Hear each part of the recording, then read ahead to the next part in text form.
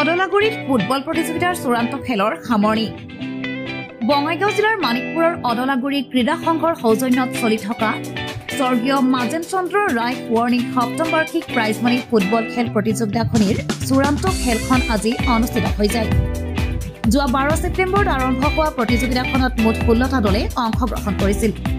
আজি প্ৰতিযোগিতাখনৰ চূড়ান্ত খেলখনৰ শুভাৰম্ভণি কৰে চিকিৎসক তথা সমাজকৰ্মী ডাক্তৰ হিতেশ বৰদলৈ আৰু সমাজকৰ্মী শ্যামল নাৰায়ণ দেৱে। লগতে উপস্থিত থাকে কমতাপুৰ স্বায়ত্তশাসিত পৰিষদৰ কাৰ্যবাহী পাৰিষদ গোলাপ পাঠক, বঙাইগাঁও জিলা পৰিষদৰ সদস্য শিখৰজিৎ সিংহসহ বহুতো বিশিষ্ট ব্যক্তি। আজিৰ চূড়ান্ত খেলখনত ভোলানাথ ক্লাব কাকৈজানাৰ বিপৰীতে ৰেডিয়েন্স ক্লাব কলকাছিয়াই অংশগ্ৰহণ কৰে। খেলখনত দুইটা দলে 2-2 গ'ল দিয়াত খেলখন ড্ৰ হয় আৰু ট্ৰাইব্ৰেকাৰ পদ্ধতিৰ সহায় লোৱাত 4-2 গ'লৰ ব্যৱধানত ৰেডিয়েন্স ক্লাব কলকাছিয়াই চূড়ান্ত বিজয়ী খিতাপ লাভ কৰে। উল্লেখ্য যে প্ৰতিযোগিতাখনত প্ৰথম পুৰস্কাৰ হিচাপে ট্ৰফিসহ নগদ 21,000 টকা আৰু দ্বিতীয় পুৰস্কাৰ হিচাপে ট্ৰফিসহ নগদ 16,000 টকা আগবঢ়োৱা হয়।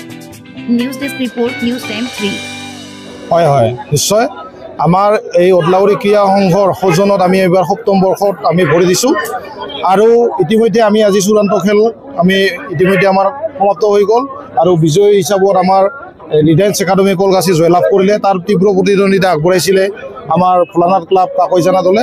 হয়, আমি এইবাৰ 16টা দলৰ মাজত আমি এই খেলখন আমি পাতিছিলোঁ আৰু আমাৰ 12 ছেপ্টেম্বৰ 2025 তাৰিখত আমাৰ খেলখন শুভাৰম্ভ হৈছিল আৰু ৰাইজৰ যথেষ্ট আমি ইয়াতে সহায় সহযোগ পাইছোঁ।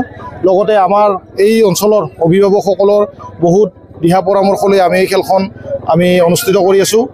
ওলাবই, কাৰণ আমাৰ সকলোৰে হিয়াৰ আমঠুৱে, আমাৰ সকলোৰে অন্তৰে আছে জুবিন দা আৰু মানুহে লগ পোৱা নাই যদিও তেওঁলোকৰ সকলোৱে ৰিলেট কৰিব পাৰিছিল কাৰণ তেওঁ মাটিৰ মানুহ আছিল আৰু তেখেতৰ বিয়োগত আনএক্সপেক্টেডলি মানে একদম আনএক্সপেক্টেডলি যি বিয়োগ হ'ল তাৰ কাৰণে কোনেও মনৰ শান্তি পোৱা নাই আৰু আমি তেতিয়াহে মনৰ শান্তি পাম, হয়তো সকলো গোটেই অসমবাসীয়ে মনৰ শান্তি তেতিয়াহে পাব যেতিয়া তেখেতে ন্যায় পাব।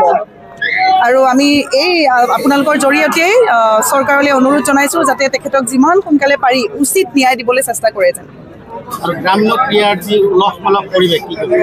ভাল লাগিছে ইয়ালৈ আহি। আমি যিহেতু থিয়েটাৰত আছোঁ, থিয়েটাৰৰ একঘেয়ামী পৰিৱেশটোৰ পৰা অকণমান ওলাই আহি আজি ইয়াতে ক্ৰীড়া হৈ আছে ফুটবল মেটচ, আৰু ফুটবল মেটচ মই খুব ভালো পাওঁ, গতিকে আহি অলপ ভাল লাগিল ওলাই আহি।